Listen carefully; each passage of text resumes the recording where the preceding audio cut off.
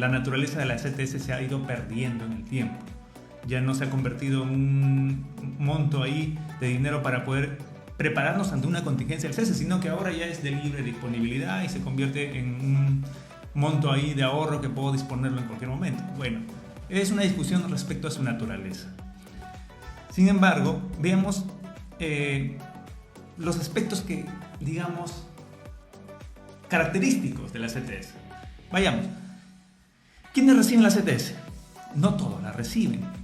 Quienes reciben la CTS son aquellos que están en una empresa en el régimen laboral privado, en el régimen general de la actividad privada. Es decir, que cuentan con todos sus beneficios sociales, con vacaciones de 30 días, gratificaciones, la CTS.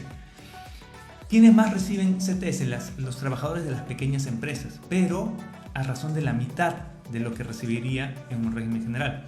Es decir, si es que en un régimen general se recibe una remuneración en el año, es decir, media remuneración en mayo y media remuneración en noviembre, en el régimen de la pequeña empresa se recibe la mitad de eso, es decir, un cuarto de remuneración en mayo, un cuarto de remuneración en noviembre.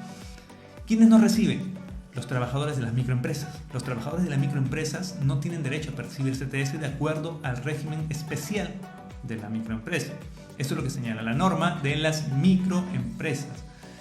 Ahora, ¿quiénes tampoco reciben? Aquellos trabajadores que están a tiempo parcial, aquellos que desarrollan labores menores a 4 horas diarias.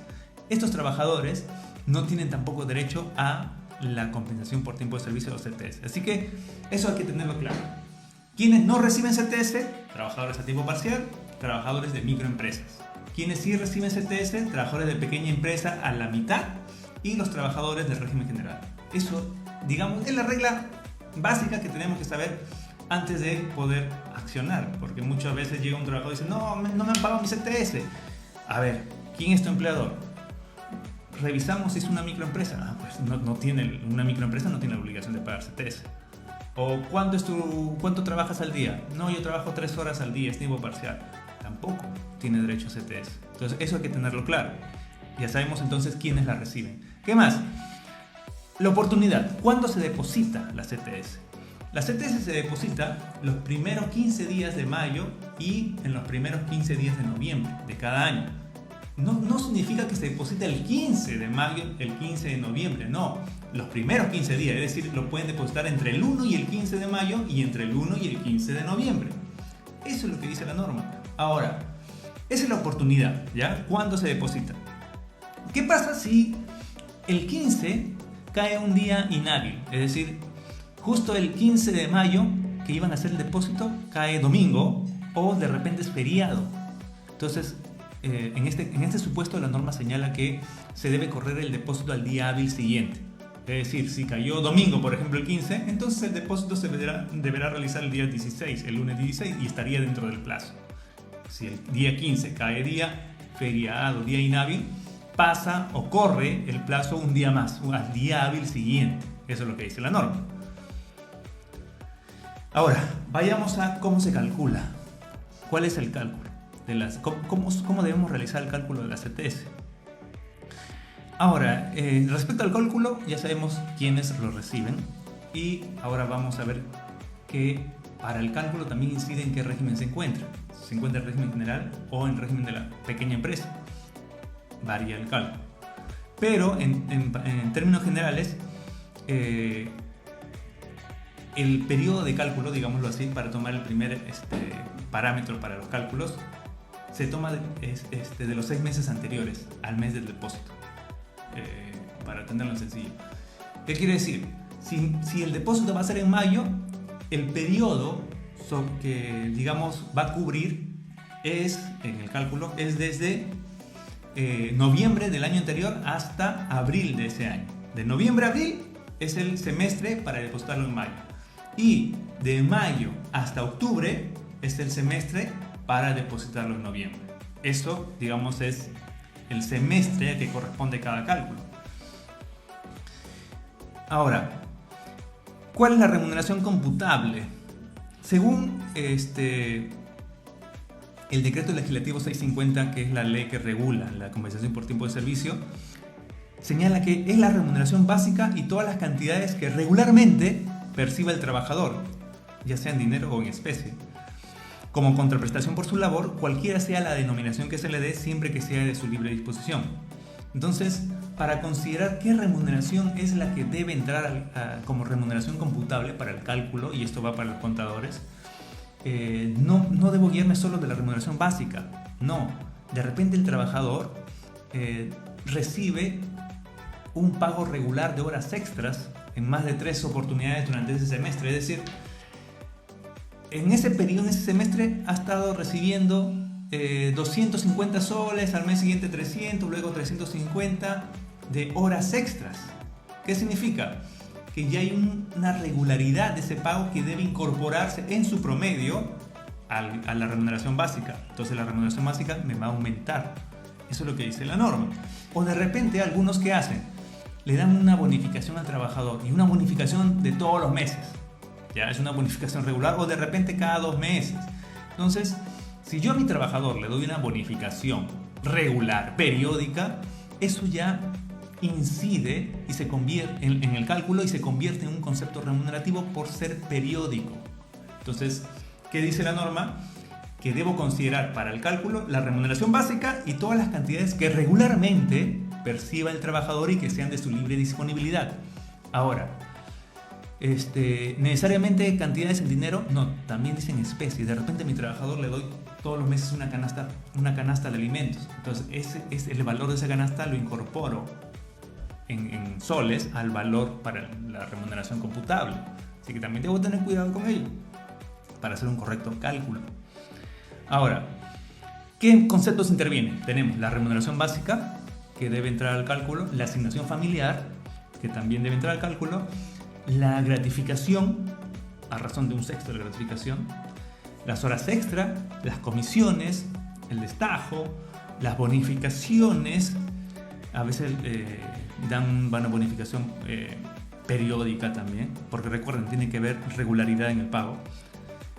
Movilidad, si es que es de libre disponibilidad. De repente le doy a mi trabajador su gasto de movilidad y no le pido que rinda cuentas, no le pido que firme un tareo o una planilla de movilidad. Simplemente le doy, ¿sabes qué? Tienes 200 soles más para movilidad, pero úsalos como quieras, pues. No está supeditado a que vaya al trabajo, igual le voy a dar el mismo monto. Entonces eso, que se vuelve de libre disponibilidad, también entra a sumar a la remuneración computable. En eso tengamos cuidado.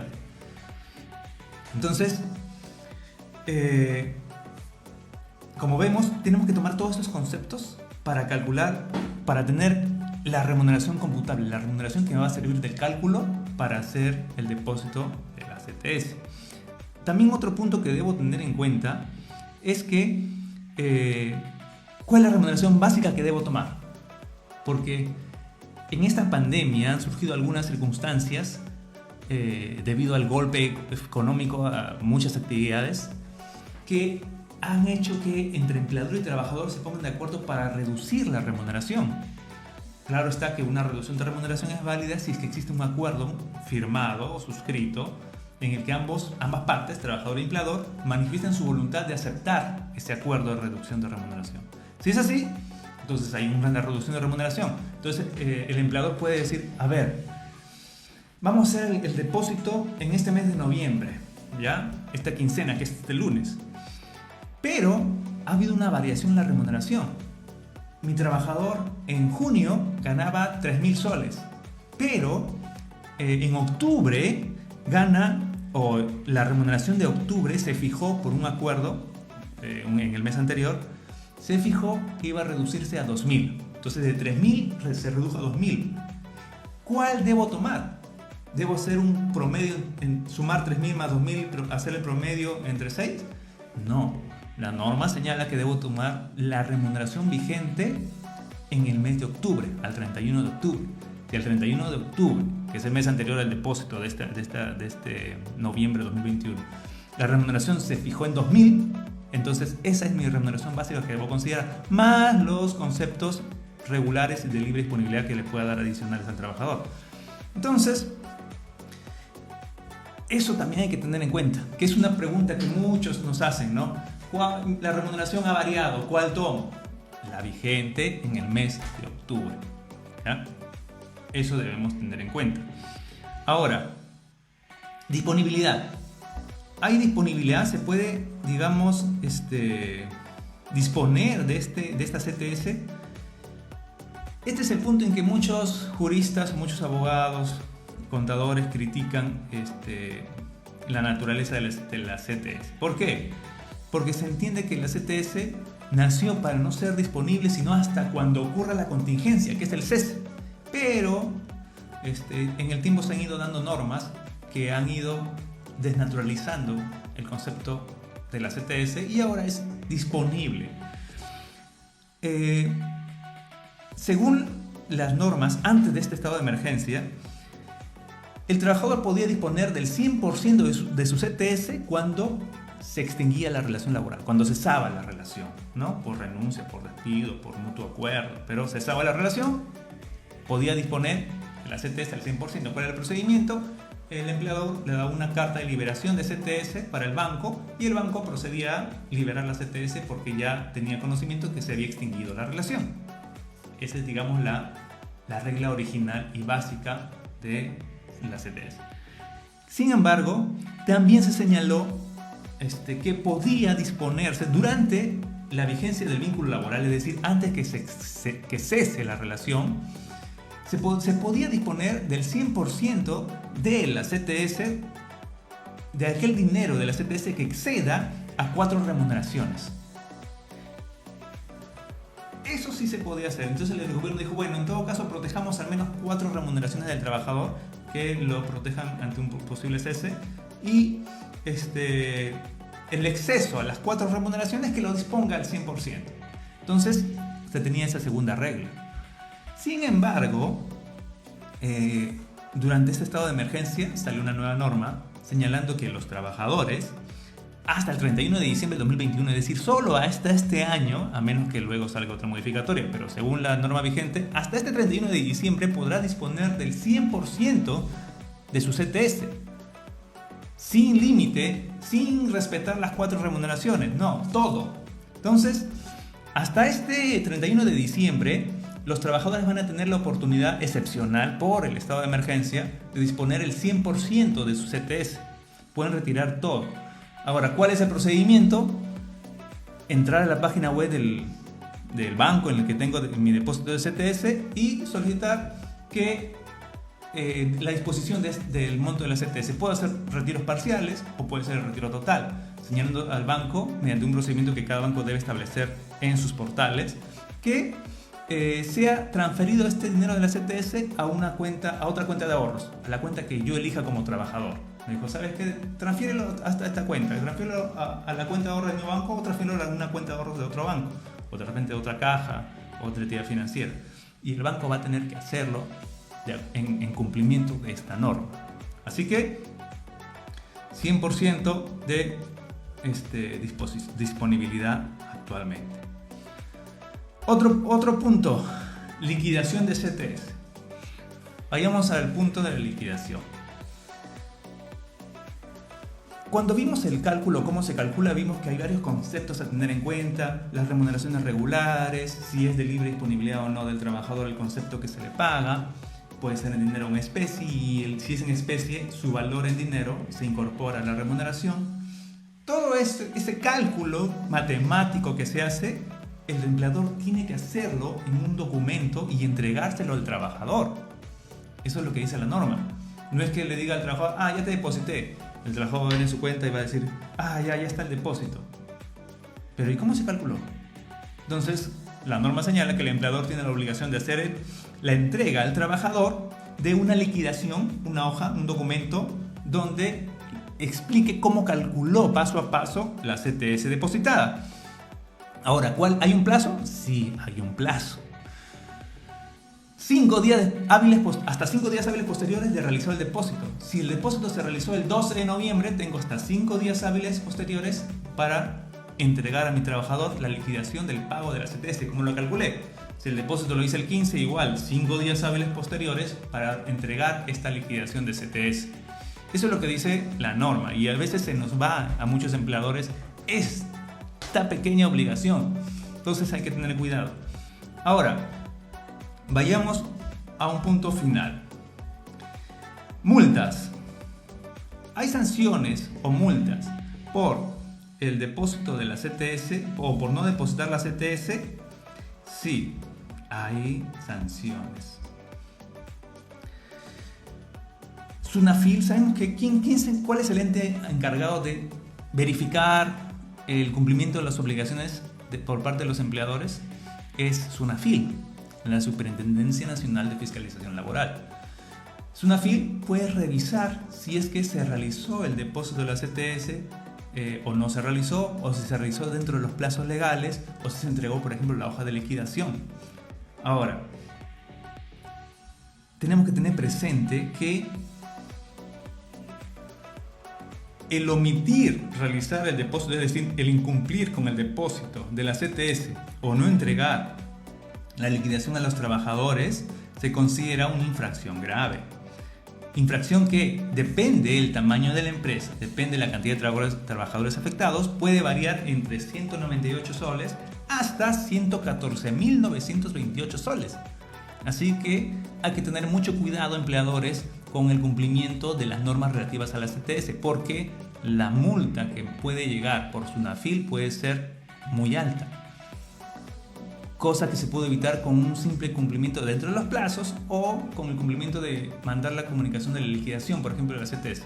Otra pregunta también que nos hacen respecto a la liquidación, por ejemplo, de la CTS, es ¿cómo lo comunico? ¿Tengo que mandarle por escrito al trabajador, hacerle firmar si mi trabajador está de manera remota de su casa o ha viajado, está haciendo trabajo remoto desde Europa de repente, no está en el país? ¿Cómo le entrego? ¿Cómo cumplo con esa obligación? La norma señala que la norma que se emitió durante el estado de emergencia, el decreto legislativo 1499, señaló esta flexibilidad de usar las tecnologías, los medios tecnológicos para realizar las comunicaciones entre empleado y trabajador. Así que yo puedo enviarle por correo electrónico la liquidación y ya cumplí. Yo puedo enviarle la liquidación escaneada, no necesariamente en físico, puedo escaneársela y enviarla digitalizada y ya cumplí con mi obligación. Así que no hay impedimento si es que el trabajador está realizando su labor de manera remota. Igual puedo cumplir con la obligación y el depósito se hace en la cuenta bancaria, así que no es que tenga que entregarle a mi trabajador el depósito, digamos, en efectivo. Tengo que realizarlo a través de una cuenta bancaria. Así que esos serían los puntos principales relativos a la compensación por tiempo de servicios. Si tienen alguna consulta, pregunta, nos la pueden hacer llegar. Agradecemos en esta oportunidad al Colegio de Contadores Públicos de Ancash, quien está patrocinando ahora estos laboratorios legales, y a la vez invitamos a todos los contadores públicos, tanto de Ancash como de otras regiones, para que se puedan conectar y hacer las preguntas o consultas que deseen o que estimen pertinentes, y en la medida de lo posible nosotros vamos a poder contestar durante la realización de estos laboratorios legales las interrogantes que puedan tener. Así que gracias a todos por estar presentes. Igual, si tienen alguna pregunta o consulta, nos la pueden hacer llegar por nuestras redes sociales, ya sea a través de nuestra página de Facebook de Quineche y González o a través de la página de Facebook o el fanpage del Colegio de Contadores Públicos de Ancash. Muchas gracias por su tiempo, gracias por conectarse y será hasta un nuevo laboratorio legal.